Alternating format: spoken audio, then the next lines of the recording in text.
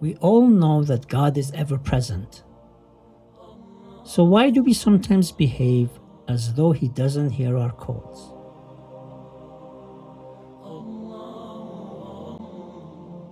Hello and welcome to this episode of God in His Own Words, where we will try to get better acquainted with God through the Holy Qur'an, rather than the words of others. Today we will take a verse from the second part of the Qur'an, Surah Al-Baqarah, verse 186. وَإِذَا سَأَلَكَ عِبَادِي عَنِّي فَإِنِّي قَرِيبٌ أُجِيبُ دَعْوَةَ الدَّاعِ إِذَا دَعَانِ فَلْيَسْتَجِيبُوا لِي وَلْيُؤْمِنُوا بِي لَعَلَّهُمْ يَرْشُدُونَ. And when my servants ask you, O Muhammad, about me, indeed I am close. I respond to the call of the caller when he calls upon me. God Almighty is always close to His people. He is close to everything and everyone He has created. In His own words, He is أَقْرَبُ إِلَيْهِ مِنْ حَبْلِ الْوَرِيدِ. That is, He is closer to us than our jugular veins. Let's go back to the verse we are contemplating in this episode. And when my servants ask you, O Muhammad, about me, indeed I am close. What is this verse trying to tell us? Is it just that God is near? Maybe not. There are two subtle but important points in this verse. To understand the first, let us recall a narration from Imam Ridha alayhi salam. Once upon a day, a man came to Imam Ridha and said, "There is something I have been asking of God for several years now, but He has not granted it. To be honest, I am beginning to have doubts." The Imam replied, إِيَّاكَ وَالشَّيْطَانَ أَنْ يَكُونَ لَهُ عَلَيْكَ سَبِيلٌ حَتَّى يُغَنِّتَكَ. Beware of Satan. Do not allow him to make you despair of God.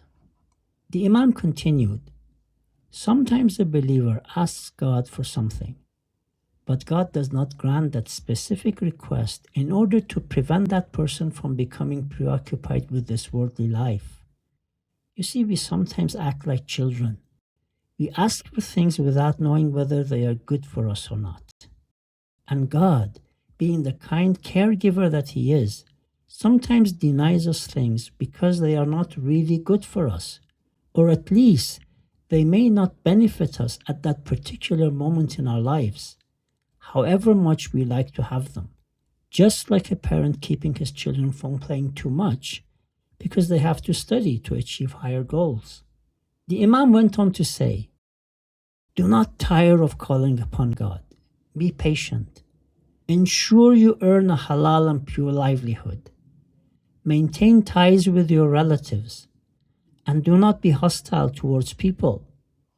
This highlights another point, that some of our own behavioral traits might be preventing our prayers from being answered.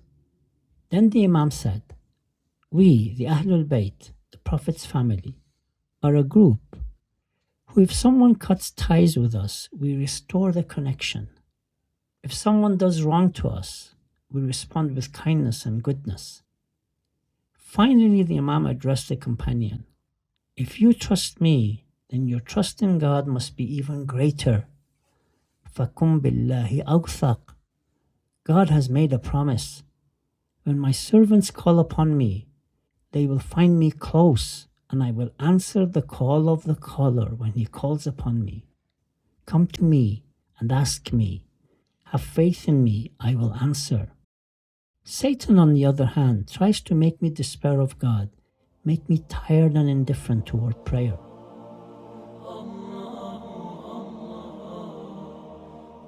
The second subtle point in this verse lies in the very opening phrase. God says, and when my servants ask you, O Prophet, about me, وَإِذَا سَأَلَكَ عِبَادِي عَنِّي. My beings will only truly come to know me and feel my closeness to them if they come to you, O Muhammad.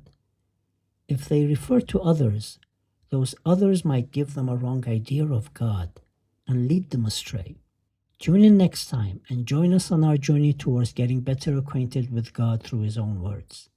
Inshallah, He Himself will lead us to the right path.